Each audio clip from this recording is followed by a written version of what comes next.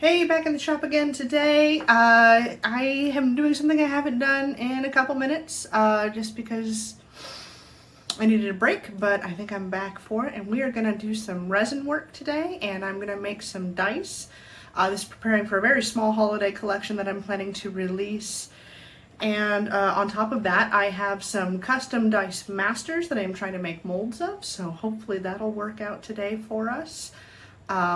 It's a little tricky because you have to paint on this stuff called Inhibit X that makes the silicone actually cure as opposed to just staying goopy because of the type of resin. It's all chemistry. What it really amounts to is I gotta make a mold today and hope that it's not soup tomorrow. So we're gonna give that a go. So just come with me, let's go do this. All right, I have my bits set up. I have my dice molds. I have a couple other things, and then that I was going to throw together, because if you're going to put stuff in the pressure pot, you might as well do it all at once.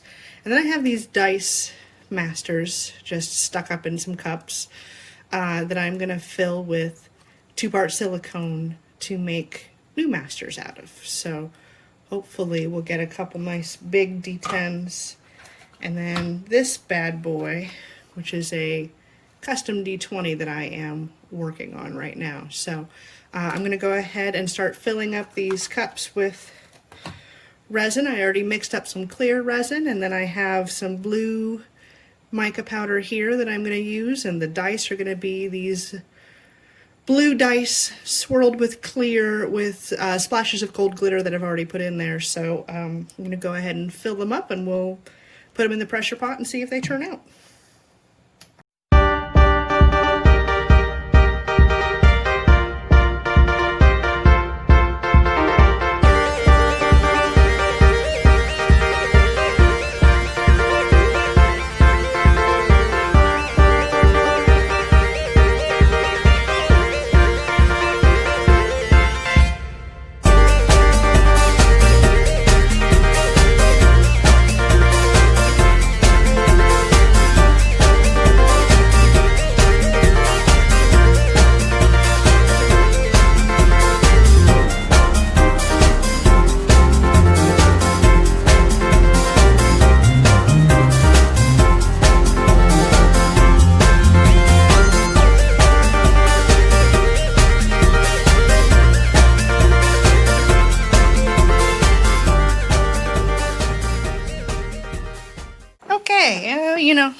Had some errors, made some corrections, but that is basically everything we are putting in the pressure pot today.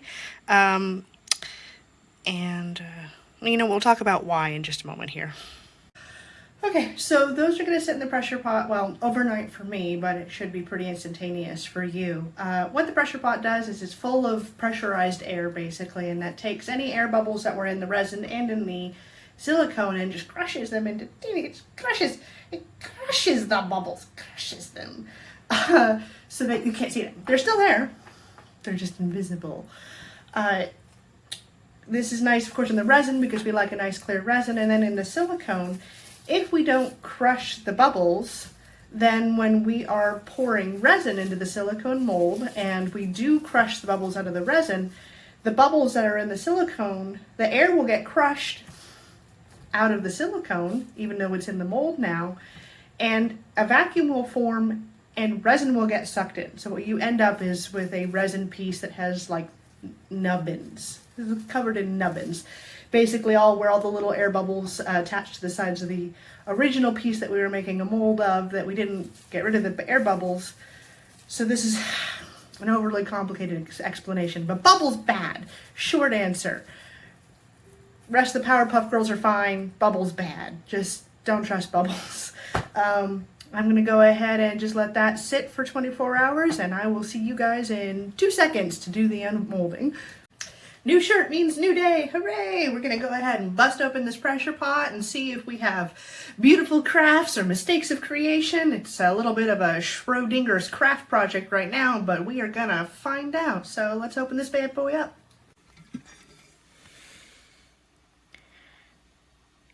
Okay. Alright, so this guy settled enough in the pressure pot that we should probably put another layer of silicone on the top to cover that tip up, but also I'm a little worried about it just because it's pretty slimy when I touch it. You can see the slime trails coming off of it. So I am not having high hopes for that guy. But let's check out one of his littler buddies and see if that turned out at all, all right? All right, so this is one of the D10s. Now the outside cured just fine. Nice and rubbery, but let's bust them out and see what we got.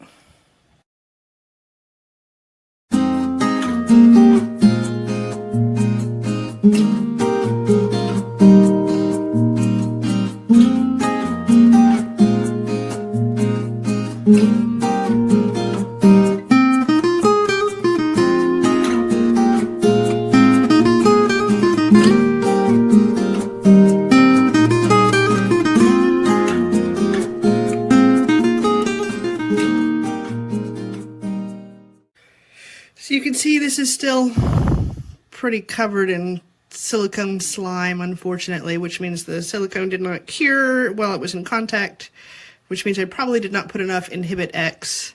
Hopefully I'll be able to get this cleaned off and try again with a much cheaper silicone. I shouldn't have used this silicone to begin with, but we're going to give that a go.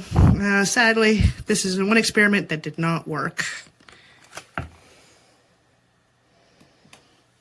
Now, after spending a few minutes cleaning uncured silicone off of like everything, because it seems to have gotten all over everything ever, let's go ahead and demold our fun resin projects, all right?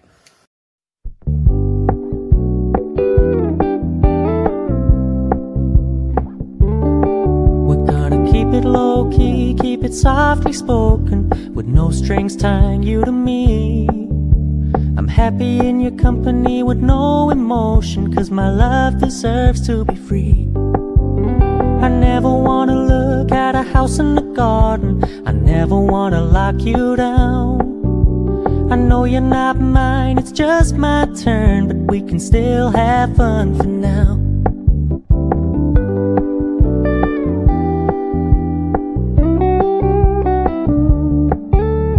Told me you don't really do commitment, trust me, consider your message received. When you said you couldn't take us too seriously, I must admit I was relieved.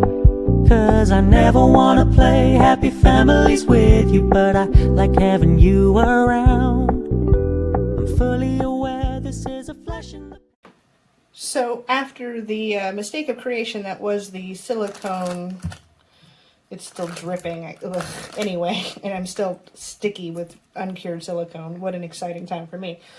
After that abomination, I had the rare occurrence of pulling a perfect set. There's no bubbles, there's no missing pieces, there's just a bit of flashing. This is a blue and gold set. It's going to be part of my holiday collection for December. I'm doing a very small December release. And this is the first set that I've made for that. And it's practically perfect in every way. And in fact, it's so perfect that I think what I'm going to end up doing is cleaning up some of the flashing and using these dice to make more molds. Some of my older molds are kind of falling apart. And, you know, the more molds I have, the more dice I can make at once. So I think I might use these perfect, flawless examples of the epitome of diceness and make some more molds out of them. So, not a loss. Oh, and then, of course, we made a little cactus out of our leftover resin. And a little gold-faced kitty cat. Meow. Hey, it's not too shabby, though.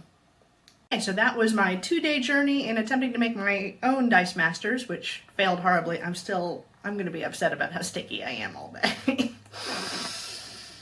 I have more silicone ordered. I have a couple other things I want to try. I have like spray-on resin that I want to see if that cures a little better. I have more of the expensive, fancy Inhibit X chemical. I can try painting on a few more layers of that and seeing how it goes. Some things to try.